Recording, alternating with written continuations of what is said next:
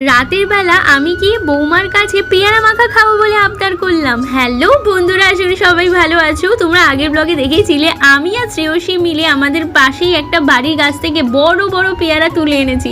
সেই পেয়ারাগুলোই এসে আমাদের বৌমাকে বললাম একটু মেখে দাও। তো সেই জন্য বৌমা সুন্দর করে ছোটো ছোটো করে পেয়ারাগুলো কাটছিল, তার মধ্যে শ্রেয়সী কয়েকটা খেয়ে নিয়েছে। তারপর শুকনো লঙ্কাটাকেও পুড়িয়ে নেওয়া হলো। এই দেখো এবার আমি মাখছি পেয়ারাটা। প্রথমে পেয়ারা দিয়ে তার উপর দিয়ে চিনি ঢালার সঙ্গে সঙ্গেই দেখলাম এক গাদা পিঁপড়ে চোখে পড়লো। উপর দিয়ে নুন দেওয়ার পর এদিকে শ্রেয়সী সুন্দর করে যে পিঁপড়েগুলো ছিল সেগুলো বের করে দিয়েছে। তারপর এখানে লেবু পাতা আর এই দেখো শুকনো লঙ্কা যেটা পোড়ানো হয়েছিল সেটা দিয়ে দেওয়া হলো। লাস্টে একটা লেবু চিপে ভালো করে একটা চামচ দিয়ে মাখছিলাম, কিন্তু আমার মাখা দেখে বৌমা বলছে থাক আমি হাত দিয়ে সুন্দর করে মাখিয়ে দিচ্ছি।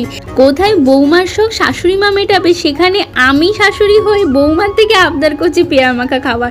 প্রথমে শ্রেয়সী খেলো, ওর নাকি দারুণ লেগেছে। আমিও খেয়ে দেখি।